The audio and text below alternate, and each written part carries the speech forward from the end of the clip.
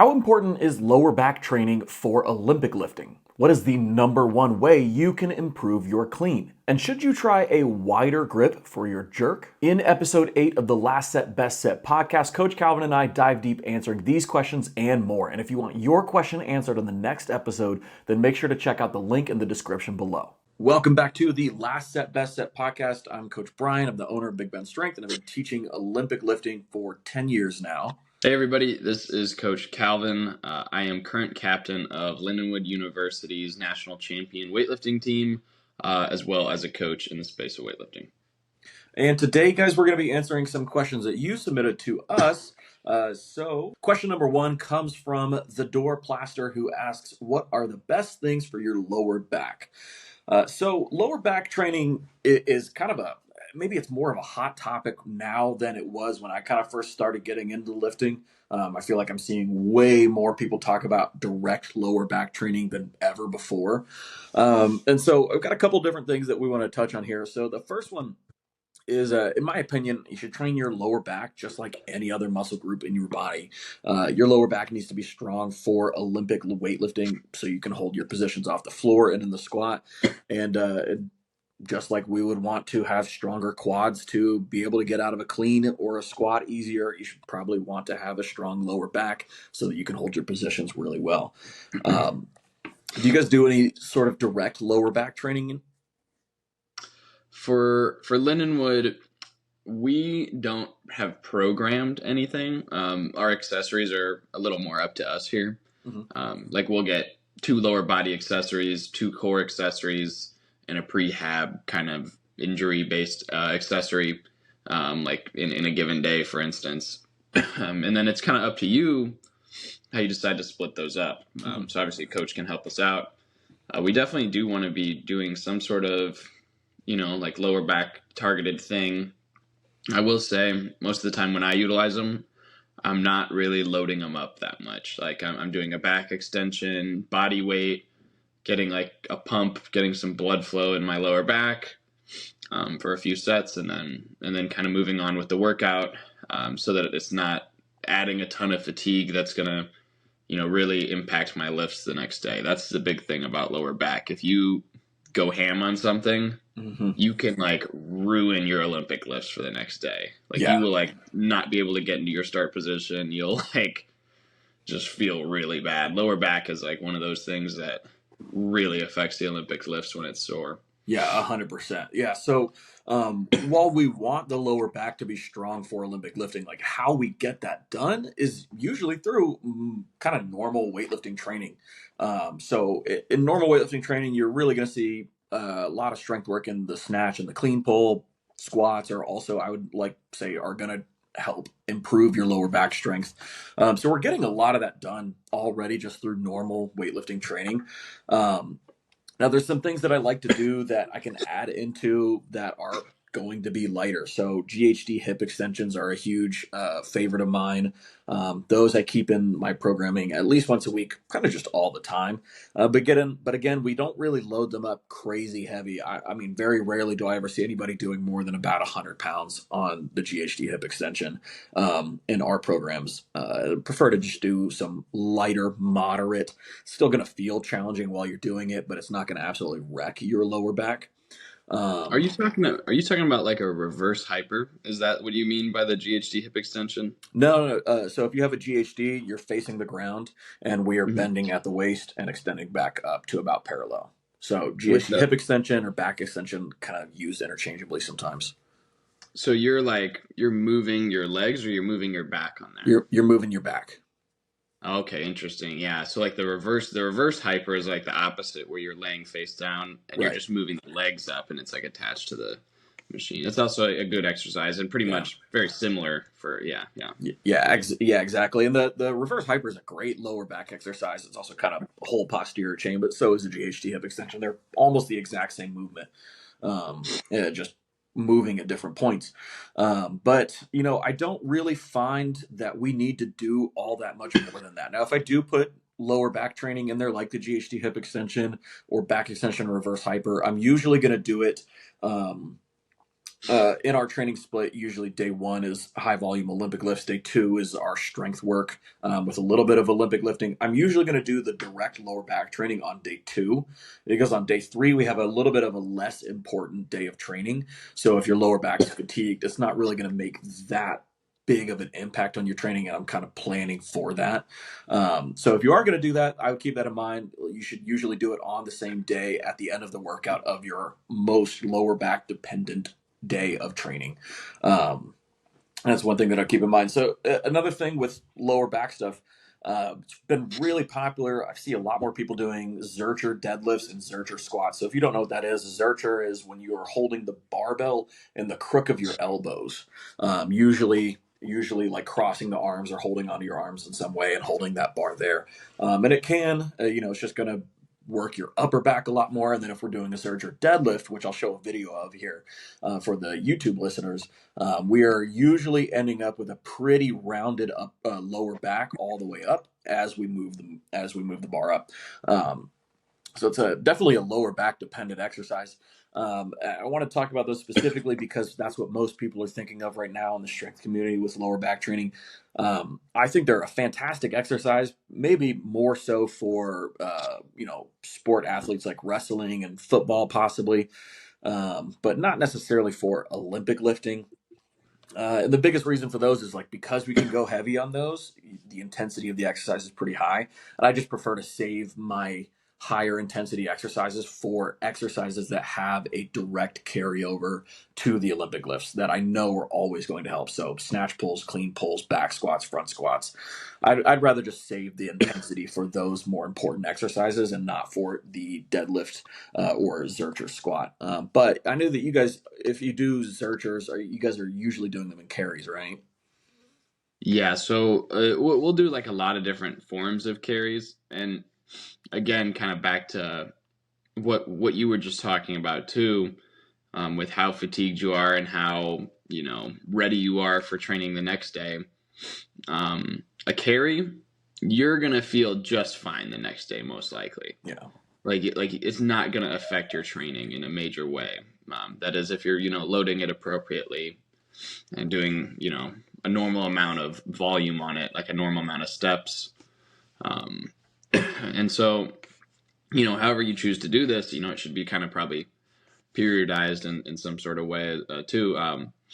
So what we'll do is we'll do bilateral carries, a suitcase carry at the sides and an overhead carry for a period of training. And then we'll maybe swap to doing unilateral training on the overhead and the suitcase style. And then over time, we might do some more rotational work. Or maybe just switching it up even more to having like a heavy sandbag, walking with the heavy sandbag, or holding the Zercher barbell in your arms. So it's all kind of about like giving that little bit of fatigue. Just like this is just a work capacity thing. Is kind of what the carries are. They're just building up your capacity to handle more work, so that in the future, when you pull them back, you're able to put more effort into those Olympic lifts, into those strength movements that you want to focus on. So you can build up volume in this carry, and in the future, it'll help with your Olympic lifts because you'll be able to do more Olympic lifting volume because your body's just prepared to do more work. Yeah. And then totally like what you said about like kind of like opportunity cost. You know what opportunity cost is? Mm-hmm. Like, when you do one thing, you're taking away from something else. Like there's a cost to taking one, route.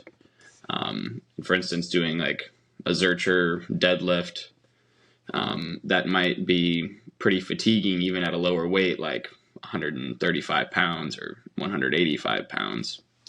Is going to take away largely from those Olympic lifts, from those other strength movements that you're doing. It would almost need to be its own strength movement, prioritized like a back squat if you were going to use it in your program. So it's like, in my view, this wouldn't be like an accessory as much as it would be a main movement. But even then, how are you going to organize that when obviously we should prioritize squats, front squats, pulls, clean deadlifts like over the Zercher deadlift, which is much less specific. Yeah. So I don't know that it necessarily has a place in my program, but in somebody else's, maybe they're doing jujitsu and weightlifting at the same time. Like maybe this is a good exercise for them for us to do. Like, so there's definitely areas where you would use it, but I probably wouldn't with most weightlifting specific athletes. Yeah, 100%. Question number 2 comes from Anonymous, who asked, what is the number one way to improve your full clean? So we've answered questions like this a little bit with the snatch and with squats and stuff. So the number one way to improve your full clean is simply just training the lift more frequently. A lot of the time athletes will maybe do this exercise once or every other week or something like that, and it's just not nearly enough volume to get better at the movement. You just need to do the lift more frequently to even have enough exposure to know what things to work on in your technique. Like I tell people, if they're not showing up to practices and they're not improving their clean, it's because you have to relearn the movement every time that you're doing it. And so if we can accelerate that process by training the movement more frequently, we can get rid of the relearning and be able to actually focus on progressing, which is really helpful. About what kind of frequency do you think most people should be doing their cleans at if they want to see good progress? Yeah, beginners as much as 3 times a week even. Mm-hmm. When you're a beginner, that absolute weight is pretty low. As far as like, what maybe your strength numbers are, so you're much less efficient.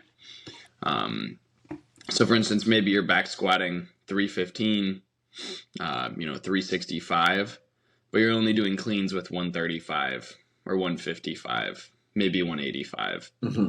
This number is relatively low compared to your absolute strength. It's not fatiguing you as much as, maybe I work up to a, 365 pound clean, when my front squat is like 440, right? So that's like getting quite close to these absolute strength numbers there. And so that's going to be a lot more fatiguing. Therefore, I might do it a little less often. But when you're a beginner, you can practice a lot. Mm-hmm. And that's probably one of the best things you can do. With a lot of beginners, like we just want to be building those like neural pathways and, reinforcing those connections to be made all the time. As you get more and more into training. What about with like an intermediate or advanced athlete? Like what do you think about that? With intermediate or advanced, I'm looking at now obviously just the intensity and the volume that we've got plays a big part in that, but I look for about a minimum of 2 times a week on that. I think with intermediates, I tend to find like a really good balance is like 1 day of higher volume and 1 day of heavy. And the absolute intensity or the relative intensity of each of those kind of depends on the variation and the phase of training that we're in. But I shoot for about twice a week to maybe 2 times a week of full cleans, and then 1 time a week of powers is another way that I like to approach it. Yeah, you'll see a lot of times, like especially really advanced athletes are basically using complexes, using variations solely to get the load lighter. Right. So this is kind of what Hampton does in his training, where he'll still basically go to a maximum on some of these variations and complexes. But when it's a push press, for instance, he can only do, 125 kilos on the push press. Like, so he just won't be able to go as heavy on this movement. Yeah. Or in the clean, for instance, in the past, Hampton was really bad at power cleans or hang cleans. He's gotten a lot better at hang cleans. That's a movement he's really improved on in the last year from what he told me. But yeah, the power he sometimes struggles with. So that's like a way that advanced lifters will play around with their frequency, because their frequency is going to be really high. For instance, like he might be doing cleans 4 or 5 days, probably 5 days a week. He's doing some sort of clean variation. But 2 or 3 of those days, there's some sort of limit on this, or maybe it's like doing 3 clean plus jerk. Like you're just not be able to do as much weight. So Right. that way it's holding you back, keeping the absolute weight, the absolute intensity a little lower, even if Yeah. you are still pushing heavier on those max lifts. And that's probably a good topic that we can maybe make a whole episode on, is just relative versus absolute intensity. But some other things that we can do to improve the full clean, specifically, you're saying full clean here, so I'm assuming this means not power clean. Is I think a lot of athletes just neglect the front squat or neglect training the front squat correctly or often enough. So, if you're struggling with your cleans and maybe you're one of those people that tends to power clean on accident when the weight gets heavier, which if you're an advanced lifter doesn't really happen. But it does happen more with beginners or people who aren't training the lifts as often. Front squatting just consistently 1 to 2 times a week is a great way to work on your just comfort in the bottom of the clean receiving position, so that you end up doing that and not end up doing the power clean. So you should be front squatting, and ideally front squatting a good bit more than you can clean, as it always helps to just not be beat up by your cleans too much. But then one thing that you really like is clean deadlift. Can you talk about that? Yeah, I think the clean deadlift is a great movement for beginners, especially people that haven't been doing weightlifting, their whole life. Mm-hmm. So a lot of pros, a lot of really high level weightlifters won't really utilize the clean deadlift very much. Like they'll more focus on their squatting variations and get all their pull strength from their actual movements. And this is kind of what happens, because people's cleans will get very close to what their actual strict clean deadlift would be as you get more efficient in weightlifting. But most people don't start out with this high level of efficiency. And so doing the clean deadlift, you likely need to work on it quite a bit. If you can't hold your clean deadlift positions at, let's say you want to clean 225, but you can't really hold your clean deadlift positions, past 245. Right. That might be a problem. You might want to give yourself some more room for error there. Yeah, and positions, a lot of the time people will have issues with either lifting their hips up, like letting their hips just rise too fast in that first pull. That's a really common one where people are limited by their strength. But then the other really common one is even if they do that well in the first pull, in the second pull, you'll see people getting behind the bar way too early because maybe they don't have the strength in the hamstrings or the lower back to hold that position in the second pull and stay over the bar really well. So it's different. Like a clean deadlift is different than a normal deadlift, and we have to make sure that when you're training them so that they have the same positions and carry over to the clean. I would say that those are probably our big 3 things that you could do to improve your full clean. But if you have any questions about how to improve your clean, or if you need some help with your technique, then you guys can check out the Discord that's linked in the description below and upload videos, and we'll give you some form checks on that. So we've got a couple different ways that we can help you out there. Question number 3 comes from me. Calvin, you competed this weekend. How did it go? It went really well. It went really, really well. I went 6 for 6, so it's a good day. That's a good day. That's a good day for sure. So talk to me about this. This was your first meet as an 89. Is this kind of the goal, just to try and see if you like the 89 weight class, or is it a little bit more of a longer term approach that this is probably the weight class you're moving up to?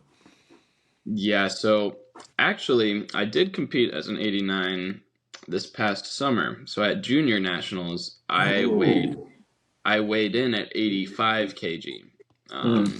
And so I was in the 89 class. However, a very lightweight 89 kg, right? Yeah.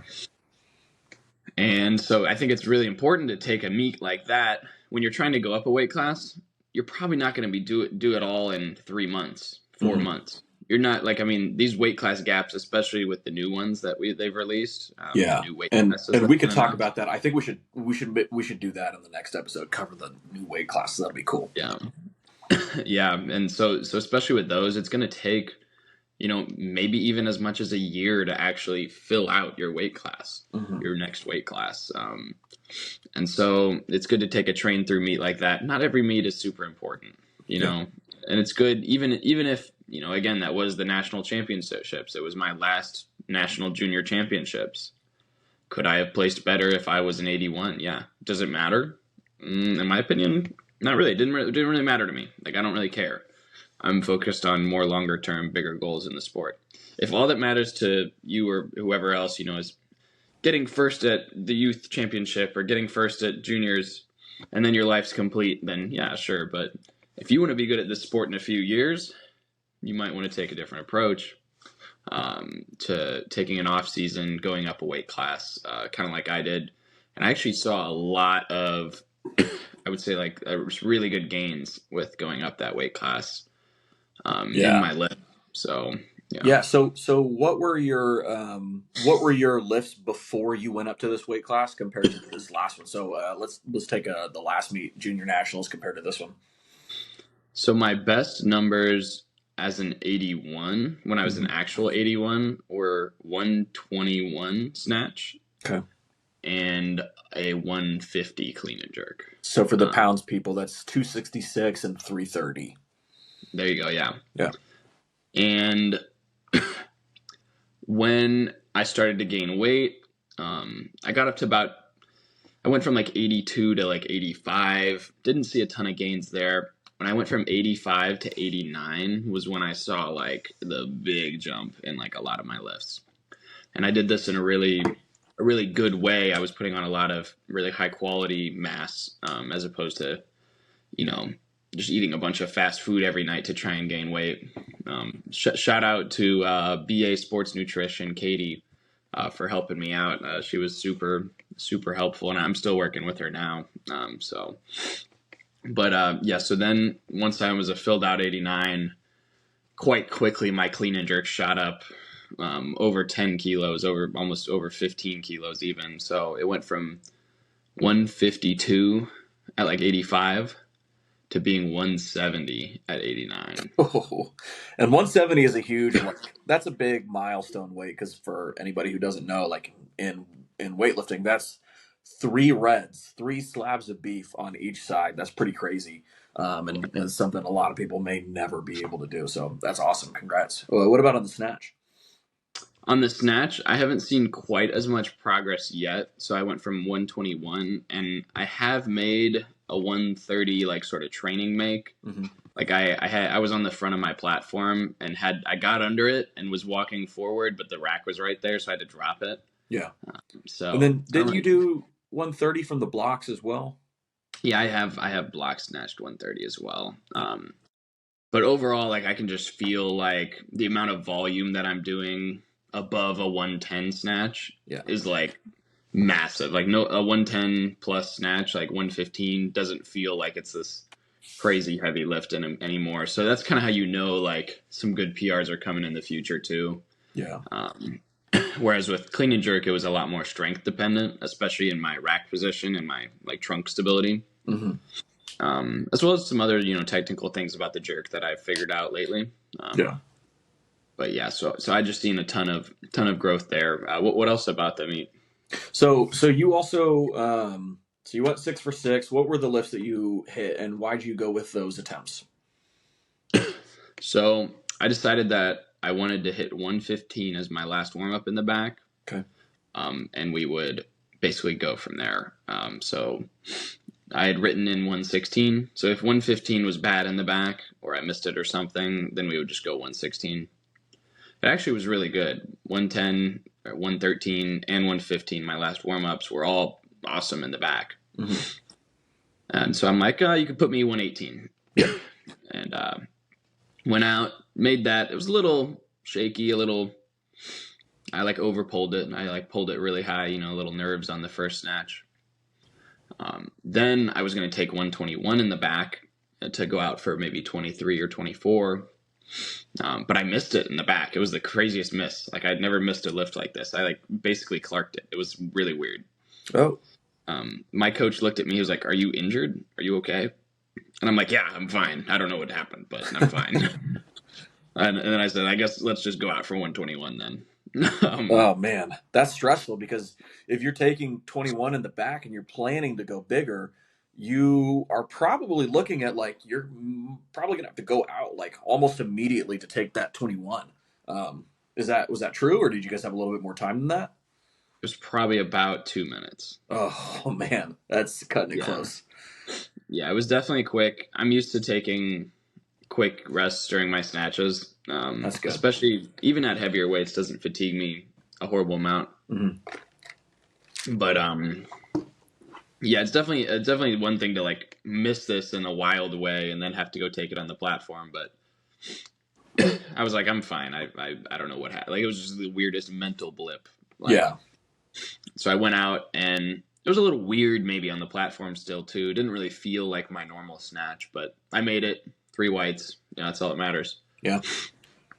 And we kind of waited around then to look at some of what the other juniors in the session were hitting, because I was trying to go for some junior medals. So I ended up going out for 126, which was a 5 kilo jump, and I didn't take anything in the back. So that actually went really well. I just took a deep breath, gathered my kind of mental to just, it was like I was moving a little robotically, or just like trying to be stiff about it. So I just kind of loosened up, just was like, you know how to do this, just do it. And that was probably the best lift of all 3. That's awesome. Yeah. Was that a PR competition PR? I've done it in comp one other time, at a local comp, but yeah, national meet PR. Nice. That's awesome. What about clean and jerk? So what do we go with? I was going to hit 55 in the back and then open after that. Okay. All my warm-ups were great. Actually, fun fact, that 121 snatch, that was the first backroom attempt I've ever missed. Oh, there you go. Okay. So, that's awesome to be able to like pull back out of that and still be able to hit your second. But yeah, so warm-ups always usually go pretty well for me. Same with the clean and jerks at this day. So I hit 155 kilos and went out with 159 kilos. That was just like a little higher than what the other juniors had opened with. And it was great. I'm like telling coach, I'm like, I feel good, man. We can do whatever we need to do. And so we went 65. That kind of secured like my bronze medal clean and jerk, most likely, for the junior session. And the one other guy that we were battling pretty close against missed his third and like pressed his opener. And so I went out for 170, which would give me the lead amongst total among all the juniors in that B session and before that. And I've made that before in training once. I've jerked it from the blocks once. And this was the best one I've ever done of it. So I felt super happy. That was a big lift. And it actually ended up getting me gold in the junior clean and jerk. Nice. For AO finals. I beat Kyle Martin Jr. with that, which is a really good junior lifter. Yeah, he's fantastic. That dude squats like 600 plus pounds. What? But he ended up, he squats like 265 or 270 kilos. Dude, that's insane. I remember like seeing his first like 440 or 200 kilo squat, just being like, man, this dude at like 13 or something like that. So shout out Garage Strength and Kyle Martin Jr. Dude, great lifters. Yeah. And then he still snatched way more than me, so he had me in the total. But that was good. And I actually, from the B session, would end up placing 5th in the open. Wow. With a 4th place clean and jerk. So I was very close. If there was one guy who didn't make his lift, then I would have medaled in the open at my first open meet. So, dude, that's wild. It was a great meet. I'm like really excited for how things are going to go in the future, especially, like looking at my clean and jerk, my last attempt. I feel like there's a lot more in the tank there. I'm excited to see what happens when we're doing the full movements more than once a week. So right now we were only doing full snatch once a week, full clean and jerk once a week, and then the other days would be variations of some sort. So when we're going for the peak in March, we'll be doing the full lifts on the same day twice a week. So nice. Yeah. Well, that's awesome. That's for university nationals, right? Yeah, that's our big one. Sweet, yeah. That's our next big meet as well. We'll the FSU team will see you there. All for right, sweet. our first like university nationals. I'm excited about it. We'll talk about some college weightlifting stuff here in a little bit. Let's move on to a rapid fire question. So question number 4 comes from TS Nguyen 5. Do you recommend doing heavy walkouts about 20 pounds heavier than you squat? So I wanted to cover this one because I know that when I was getting into weightlifting, I was obsessed with things like this, like tricks, ways that I could trick myself into squatting more. So I want to say, like, yes, this can work. I have done it. It can work a little bit, but it's not going to do that much for you. It's not going to make you stronger. It's not going to build any more muscle. It is simply just going to maybe eke out an extra 5 pounds on what you could squat compared to what you have squatted. More than likely, if you're following a good training program, this isn't really going to do anything for you.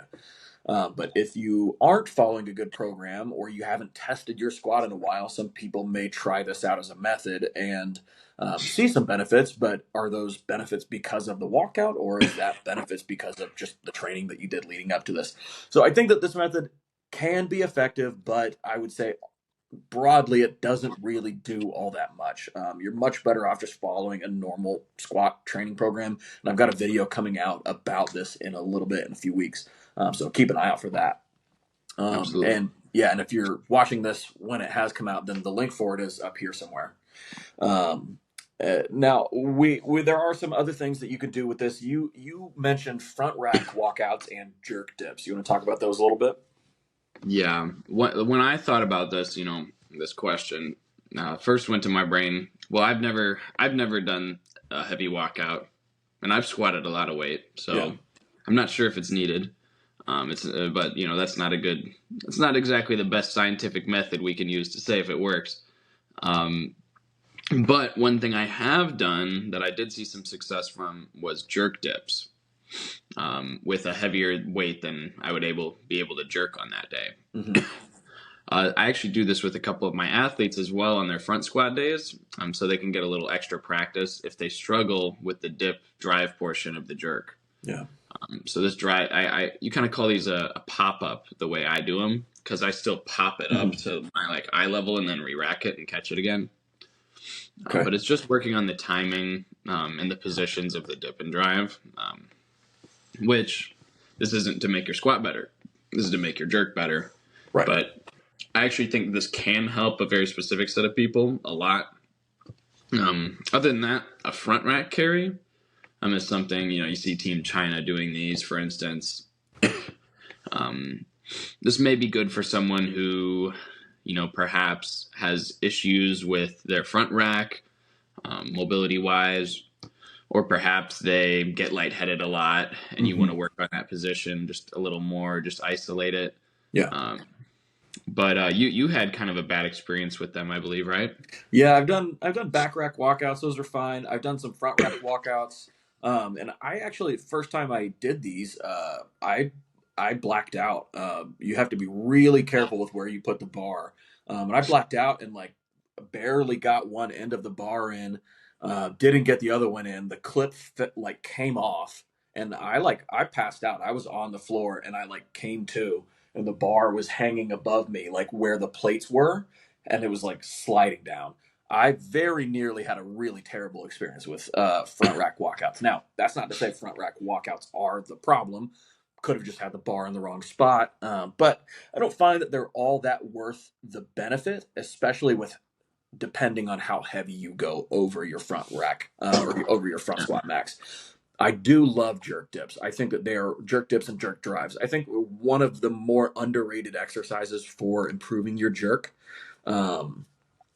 But I think that they're great for one, maybe getting a little bit of a feel for having some heavier weights on your front rack and what that's going to feel like before you attempt the jerk. And maybe not, trying to do that the first time in a clean and jerk max. Could be a benefit. I do really like jerk dips and jerk drives for learning timing the dip correctly, as well as just feeling out your positions in the bottom of the dip. So I use these on our team program somewhat recently, within the last 16 weeks or so. We had them on there, and a lot of the comments from people on that exercise in particular was, wow, this made me realize how forward I was getting in the dip, or how low I was ending up in the bottom of the dip. And it helps a lot of them with correcting that. So jerk dips can be great for overloading a little bit for the jerk, as well as working on your technique a little bit. But beyond that, I wouldn't really. They're not like a magic exercise. They're just another tool in your toolbox that helps support the majority of your training. Do you have anything else that you want to talk about with walkouts? Yeah, it's not a huge deal. When you look at maybe Team China doing them, that's 1% of their training. Yeah. Um, it's not going to be the thing that makes the difference. Yeah. So, yeah. Yeah, 100%. All right, so question number 5 comes from Eric D4351, who asks, what are your tips for a wider jerk? Now, I'm assuming that he's talking about jerk width. And for those of you guys who don't know, the jerk width, grip width is kind of a very different from person to person. But there's a big group of people, the Colombians, they actually all tend to have a very wide grip. So you'll see them do a clean and then do this crazy adjustment out to a really wide grip.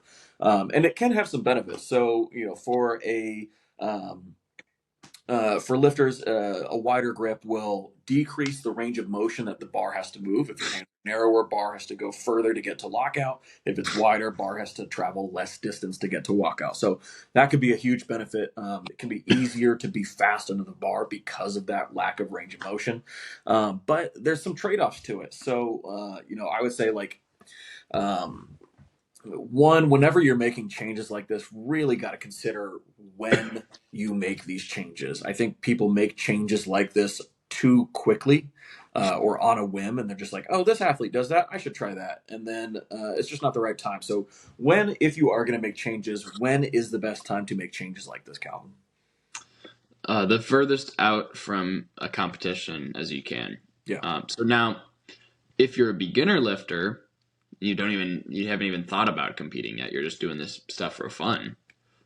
You can try new things and try and see if wider feet works better, closer feet, wider grip, closer grip. Mm-hmm. But we want to have a good reason for this change. Yeah. We don't want to just be trying things to try things.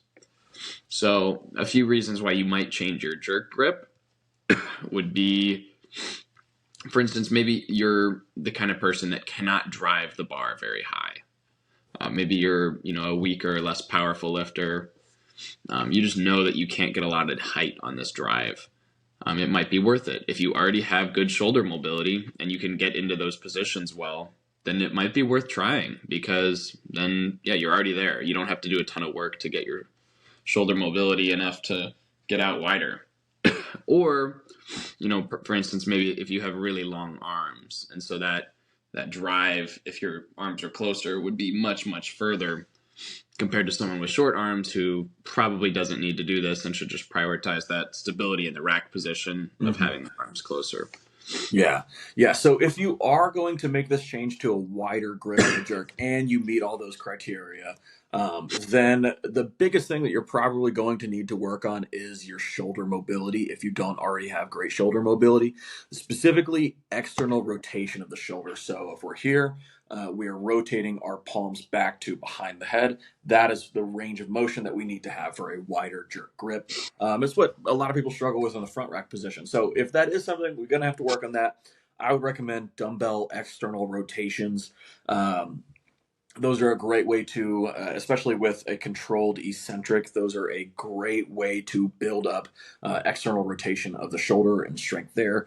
And doing little things like a crossover symmetry, external rotation circuit, something like that in your warm up can be another good way to work on that too.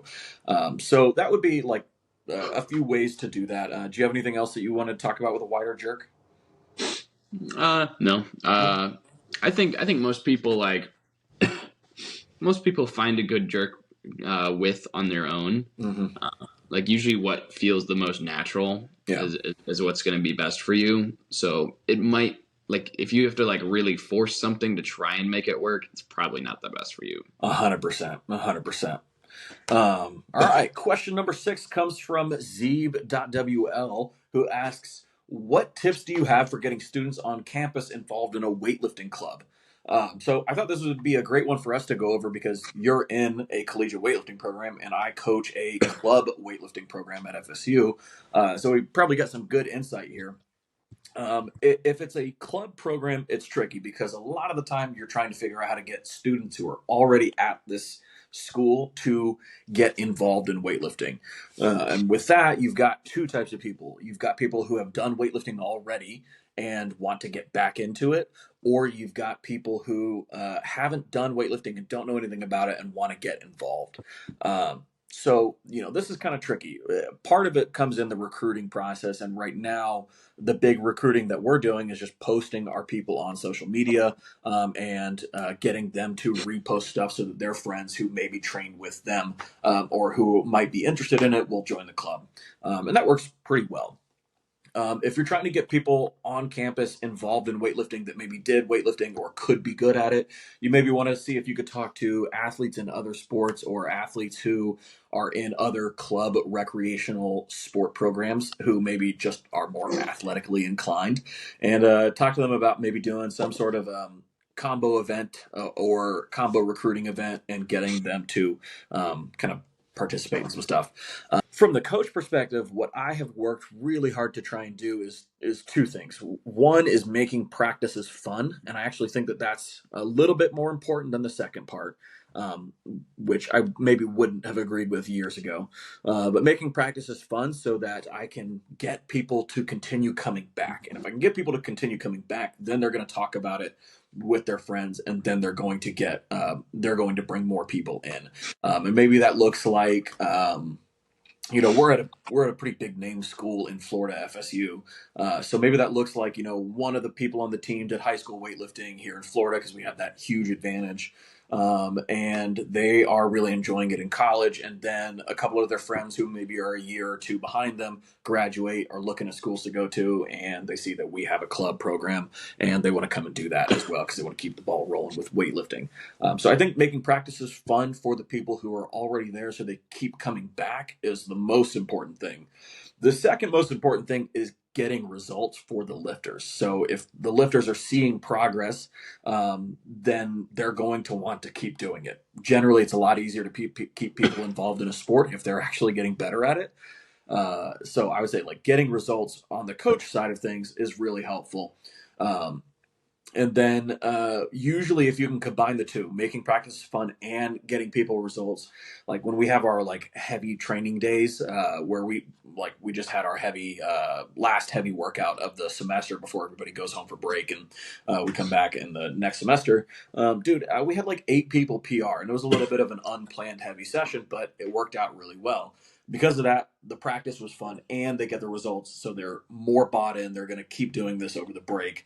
And when they come back, they're maybe going to bring somebody else new with them this next time. So that has really helped us out a lot. And we've been growing the team pretty drastically. I think we like doubled the team over the last 3 or 4 semesters now. We're sending our first like real team to university nationals this year. And that has worked for me. If you're an athlete who's running a club program, um, I would maybe see if you can find somebody who can be the coach for the team, and then the president of that club is the one that's responsible for doing a lot of the outreach. So I know this is a lot of club stuff specifically, but did you have anything that you wanted to throw in here as far as like getting people involved in the weightlifting club? I wanted to ask you what perhaps maybe specific strategies you have for making practice more fun. Man, I think it it's that has been tricky. I think part of it is just not being an ass helps a lot. Like I think coaches love to be very do it my way, super aggressive, and then when athletes aren't doing it that way, then they try and I don't know be a tough guy about it. And a lot of honestly, I think a lot of the time that just doesn't work with keeping people interested in the sport. I think being understanding of the transition that a lot of high schoolers are making in their first year of college where they're learning how to be an adult and manage their own time and manage their school stuff makes it a little bit tough. So I found that like trying to just be a little bit more understanding of what athletes or what college athletes are going through in that transition helps them feel like there's not as much pressure. And then once they have that trust that you understand that like you're not judging them, I guess, they tend to want to show up more, and that's when you can be a little bit more tough and hold people to a standard and have high expectations for them. And when that combined with the like I say more emotional connection with athletes, combined with the feedback and the holding people accountable and stuff, that gets people to get results, and that is fun. And then I would say the other thing is like being a little bit more relaxed with letting people go heavy. Because as much as I want to be able to say that the program is going to set them up to PR at the right times, that's great. In a team environment where suddenly everybody is like, can we go heavy? And you can just sense that the energy is there. I'm much more willing to let people go heavy than maybe other team programs are. And that has helped a lot. And then we also do like club stuff that they do a little bit more of that, but they had like a movie night the other day.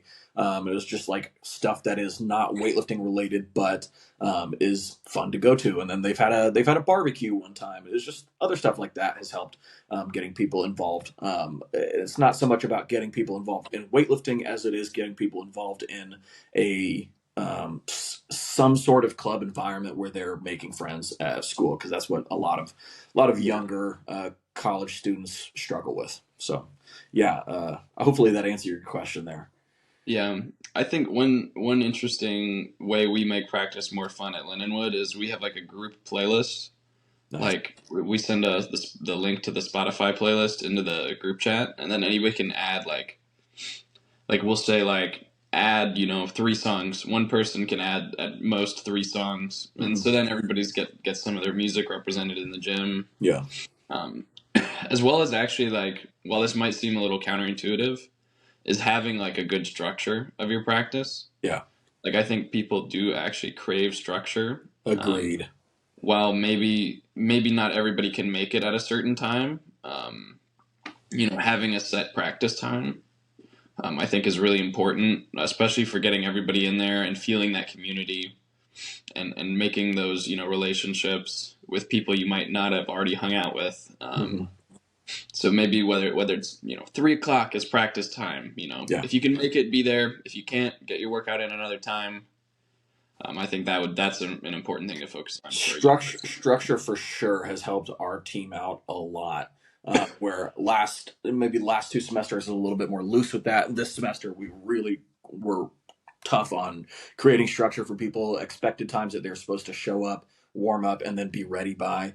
And honestly, once we implemented the structure, I was worried that it was going to push people away. Once we implemented it, it actually, like, everybody got more involved in the team and more dialed in. And so it was actually way better. People got more results, and then they enjoyed the team more. So I found that to be really helpful for sure. Yeah, 100%. For sure. I think that's everything that we want to go over. Do you have anything else on here? No, yeah, I definitely need some of my own tips because obviously we've started up our own club program. It's not necessarily a university club, although that's kind of what we're trying to have it be as well. We're trying to have it be the university club team as well as just a local club team that anybody can join. Yeah. So we're looking at some cool new things in the future. I'll have to tell you about that at another time, Brian. But yeah, that's pretty much all I had. Cool. Yeah, we'll say the most annoying thing that podcasters do, and we'll talk about it off pod. All right, guys. We'll catch you guys on the next episode. You guys can follow me at Big Ben Strength on TikTok, Instagram, and YouTube. Where can people follow you? At Calvin Lackey 81 kg. I always say this, but I might be changing it. Who knows? Who knows when the weight class change? Who knows? Now the weight classes have actually changed again, so it's like, do I change it to 89 kg just for the next 5 months or whatever? And then, just leave it at 81 forever. Yeah, maybe, and then it'll be like I'm like an OG. I'm like I'm an old timer because I have the old weight class, Right. Yeah, like those people that have like the 105 in their weight class. I'm like, okay, all right, we get it. Yeah. All right, guys. We'll catch you guys on the next episode. Bye.